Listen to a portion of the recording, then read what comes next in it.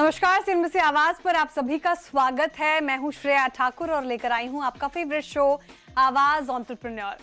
यहाँ हम बात करते हैं उन ब्रांड्स की जो भारत में इनोवेशन और क्वालिटी के नए स्टैंडर्ड सेट कर रहे हैं, साथ ही स्टार्टअप इकोसिस्टम के नए ट्रेंड्स, इंस्पायरिंग स्टार्टअप स्टोरीज और स्टार्टअप वर्ल्ड के बड़े मुद्दों पर भी होगी चर्चा।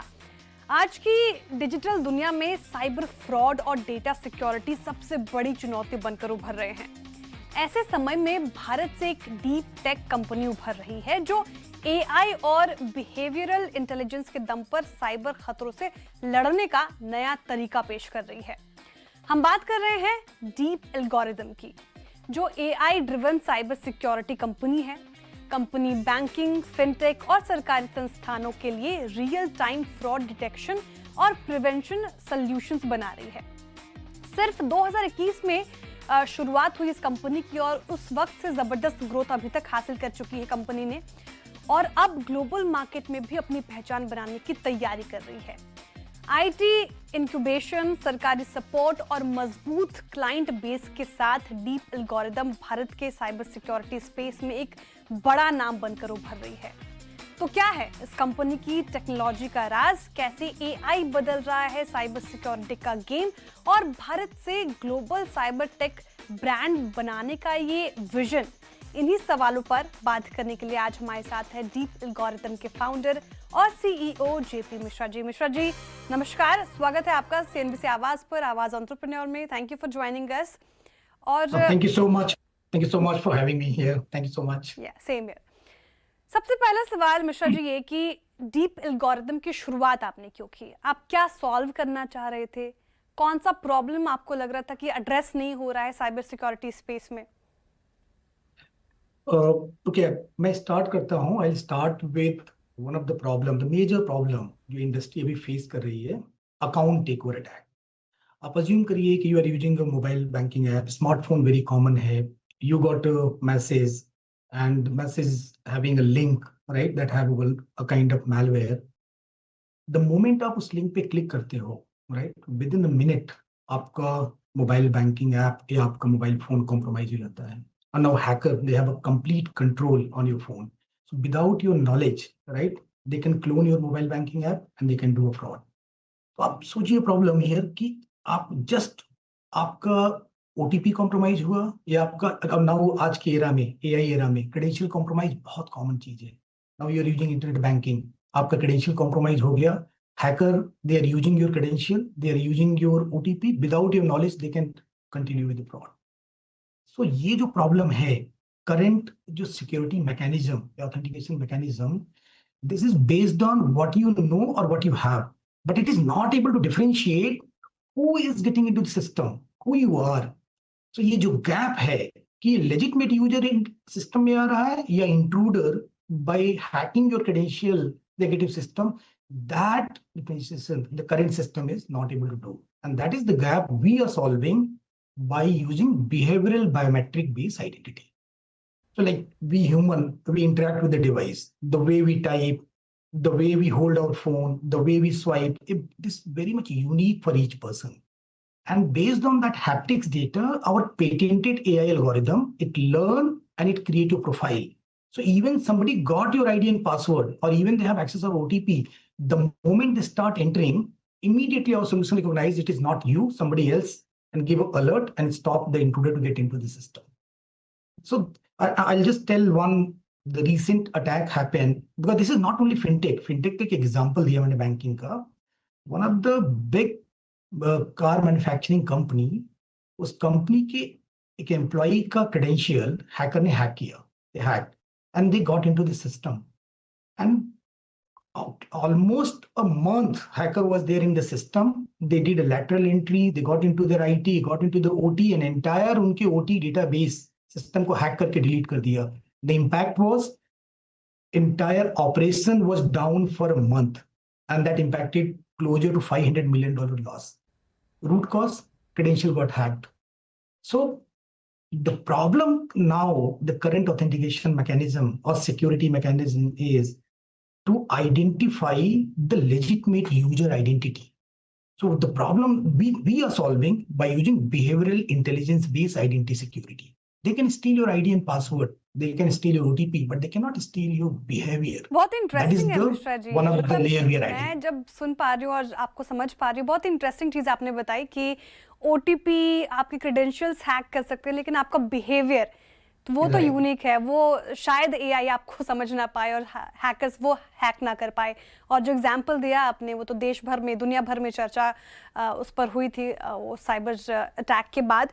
लेकिन मिश्रा जी, सवाल मेरा आपसे ये भी कि आपने कई सारे ग्लोबल कंपनीज पर पदभार संभाला है, बहुत सारे कंपनीज में आपने काम किया, लेकिन 2021 में आपने स्टार्टअप का क्यों सोचा, ये फैसला क्यों किया?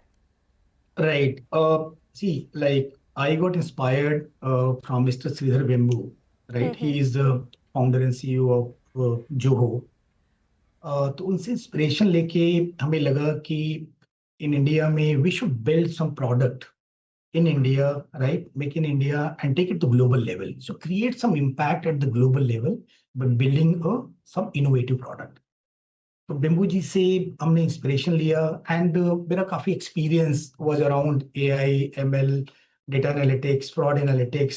सो by using all my experience I thought okay let's try to put all our energy to building a product. तो हमने we presented our idea to IIT Kanpur. They like the idea, उन्होंने फंडिंग किया, फॉलोड बाय आईआईटी मंडी, मीटी, triple IT Hyderabad. And also we got VC funding, so we got a good the support and also हमें mentors, जो हमारे industry के mentors हैं, उन्होंने support दिया. उसके थ्रू जो हमारी जर्नी स्टार्ट हुई, we started with the 2, now we are around 40 member team. और हमारा प्रोडक्ट जिसपे हमने एनर्जी लगाई थी, we have almost 10 patent we have filed, 1 already got अभी patent granted और remaining process में है. The solution अभी हमने लाइव है, it's live with the major banks like Canara bank, DCB bank, यहाँ पे लाइव है हमारा सोल्यूशन. कर्नाटका बैंक में इम्प्लीमेंटेशन फेज में है. सो मैं ज्यादा इंस्पायर हुआ कि let's try to create impact. अब आप ये सोचिए कि अगर something make in India product इतने मेजर लेवल पे जो फ्रॉड हो रहा है उसको अगर हम रोक पा रहे हैं, it's indigenous product, this is how much value is going to create in a country. एक गरीब आदमी, पुअर पर्सन, थोड़ा अपना सेविंग करके रखा हुआ है, इवन विदाउट उसके नॉलेज हैकर उसके अकाउंट को हैक करके राइट फ्रॉड कर दे रहा है. They are struggling. अगर उस प्रॉब्लम को टेक्नोलॉजी और इनोवेशन के थ्रू हम सॉल्व कर रहे हैं तो this is going to create a major impact. And not only India, अभी हमें we are getting good interest the across the globe. अभी हमें we started got a good interest in Africa, UAE market. तो the main inspiration was to build some innovative product that can create a very good impact at the global level. Right, बहुत interesting और अच्छी चीज़ मिश्रा जी है। लेकिन अभी आपने जिक्र किया कि आप बैंक्स और एनबीएफसी के साथ काम कर रहे हैं, सोल्यूशंस उनको प्रोवाइड कर पा रहे हैं, तो क्या सिर्फ आप बैंक्स और एनबीएफसी के साथ ही अभी जुड़े हुए हैं और आपका विजन क्या है? क्या डिफेंस में अभी कामकाज कर रहे हैं आप? क्योंकि देखिए स्थिति हमसे छुपी नहीं है, जिस तरीके से जियोपॉलिटिकल टेंशन हो रहे हैं और अब वॉर आर्मी के साथ नहीं टेक्नोलॉजी के साथ होती है, तो ऐसे में क्या कदम डिफेंस सेक्टर पर? नहीं, डेफिनेटली डिफेंस एरिया में we are right now in a discussion project जहाँ पे बिकॉज डिफेंस में सिक्योरिटी एक मेजर कंसर्न है. फ्यूचर जिस तरीके का इवॉल्व हो रहा है technology and AI is getting evolve, तो cyber security is one of the area there need to be focus more and more. तो हमें डिफेंस से एक प्रोजेक्ट पे हमारा डिस्कशन चल रहा है. ऑल्सो हम हेल्थ केयर पे भी काम कर रहे हैं, गवर्नमेंट ऑर्गेनाइजेशन के साथ काम कर रहे हैं. So it's not just only limited to fintech and banking. Fintech and banking में yes, because of the वहाँ पे number of frauds ज़्यादा थे, वहाँ पे interest ज़्यादा आया, so we started working with that. But apart from that, across the domain, right, जहाँ भी identity security का issue है, we are getting into the system. Okay. तो आप बैंक्स और गवर्नमेंट के साथ जब काम कर रहे हैं तो ये हाईली रेगुलेटेड एरियाज हो जाते हैं मिश्रा जी, तो ऐसे एरियाज में ट्रस्ट बिल्ड करना एक बड़ा चैलेंज होता है. आपने वो कैसे हासिल किया और कैसे इस हर्डल को पार किया? नहीं, this is one of the major challenge. आप बहुत ही point कर रहे हैं. For a startup, right, getting a project in a bank that is highly regulated, so it was very challenging. So that is the reason हमने what we have done is like we started showing values. We were already knowing if you want to get a project, especially in the banks and or the fintech industry, one thing we have to demonstrate is the value. So we started with the free POC, जहां पे हमने performance दिखाया अपने model की overall what is the accuracy, and we have competed on the merit basis with the foreign player and demonstrate kiya capability based on the performance. We were very much lucky where our first customer like DCB Bank, the leadership ने हमें trust किया. They have given a project and we have delivered the project with the high quality performance. तो ये एक major challenge होता है for startup के लिए, और उनके पर्सपेक्टिव में भी सही है, बिकॉज दे आल्सो फील कि startup they come and immediately go, then how the उनका प्रोजेक्ट मूव करेगा. So the commitment and performance, these are the two things हमने बहुत फोकस किया, and we got the project. And the moment we got one project, then based on the reference we started getting the more and more project. जहाँ पे हम like Canara Bank है जो PSU, there we have successfully implemented. We got another project like Karnataka Bank, जहाँ पे हमारा implementation phase है. And not only once, see, it's all about startup में delivering a high quality product on time. That is one of the most important part. So first customer को, when we got the project, we had done our complete effort to ensure the on-time delivery with the high quality. And on basis of that, not only that one, we got the additional project adding the new features. So it's all about the, if you take any project, deliver with the high quality. That is the मूल मंत्र for us. उसी के basis पे हम लोग बढ़े और deliver किए.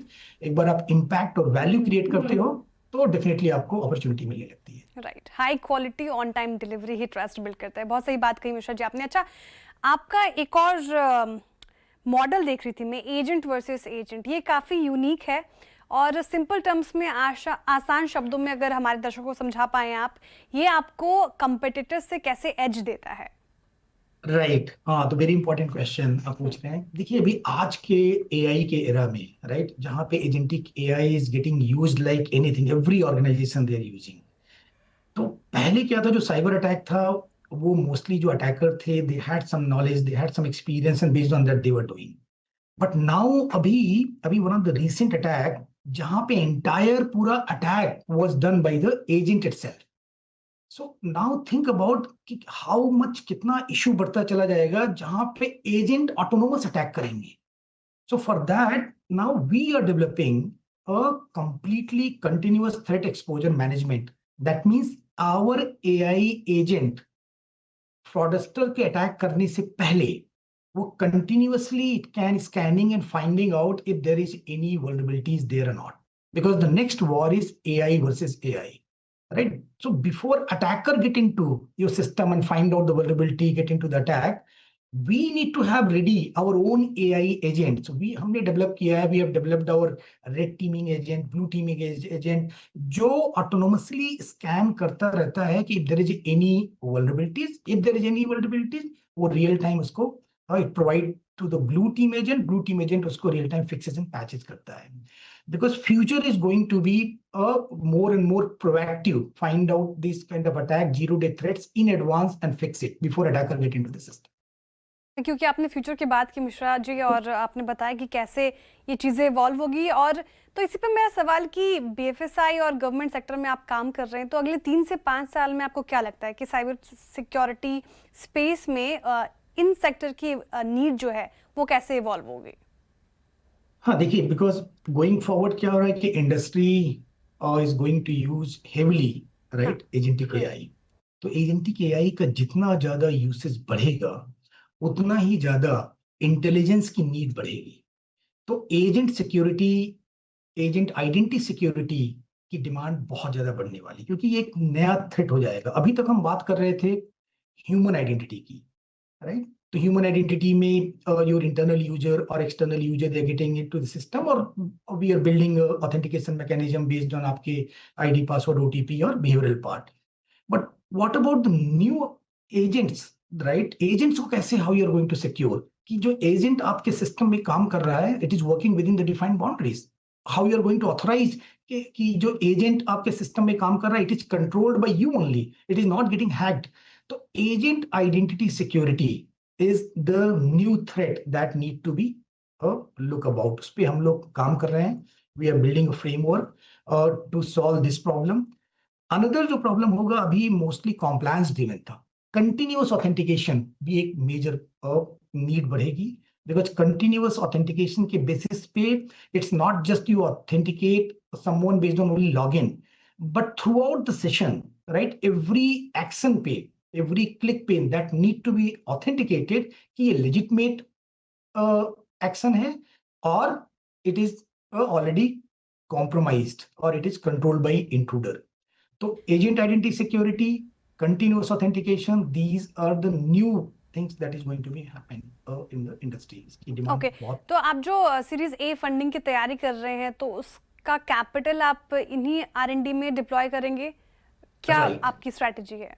Yeah, exactly right. Because for a startup, ना, innovation is one of the most important part. तो हमारा पूरा फोकस है कि जो हमारा सीरीज ए का फंडिंग है, certain amount is going for this innovation, for the agent identities और building the continuous threat exposure management, building this completely agentic framework of red and blue team to ensure आपका system continuously scan and secure रहे, because the traditional VAPT is not going to work.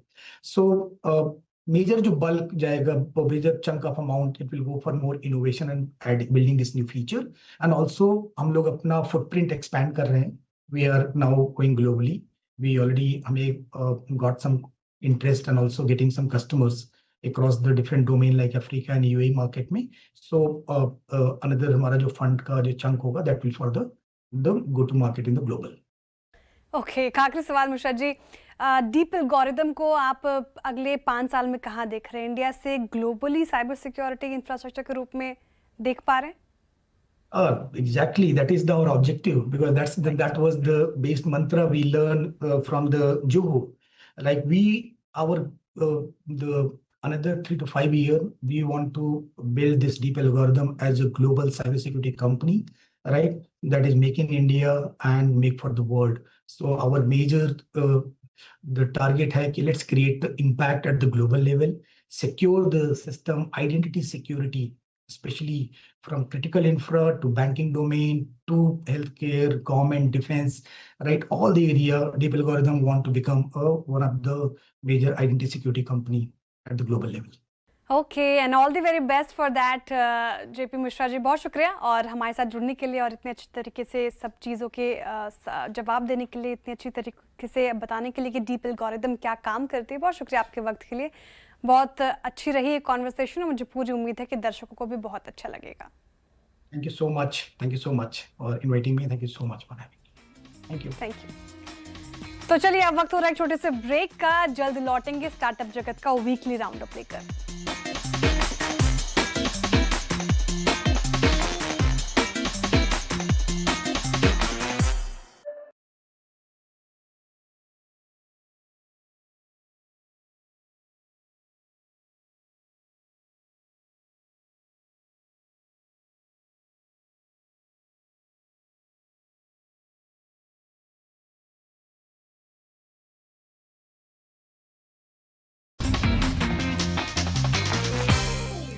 Welcome back. आप देख रहे हैं आवाज entrepreneur. चलिए, अब जानते हैं कि फंडिंग की समस्या को मात देते हुए किसने जीता निवेशकों का भरोसा, कौन से फाउंडर्स को मिला नए पार्टनर्स का साथ और कुछ और बड़े फैसले जो स्टार्टअप को बना सकते हैं कल के बड़े बिजनेस.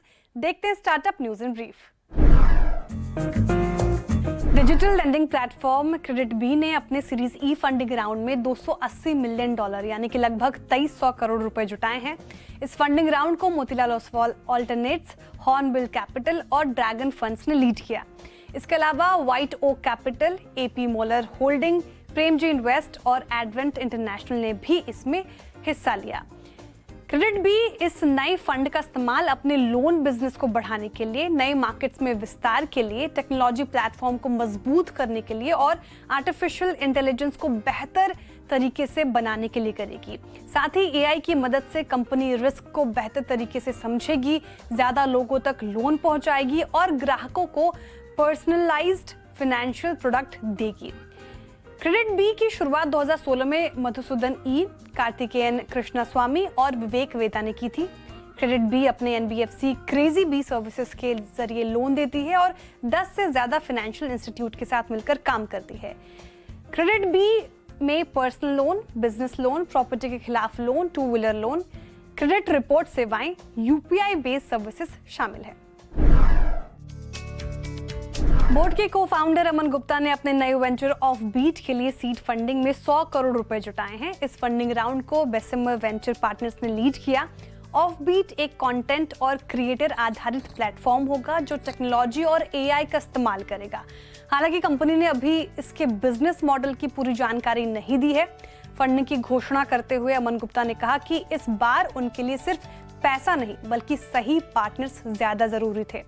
यह अमन गुप्ता का बोर्ड के बाद दूसरा बड़ा स्टार्टअप है। खास बात यह है कि ऑफ बीट लॉन्च होने के सिर्फ 1 महीने के अंदर ही फंडिंग मिल गई।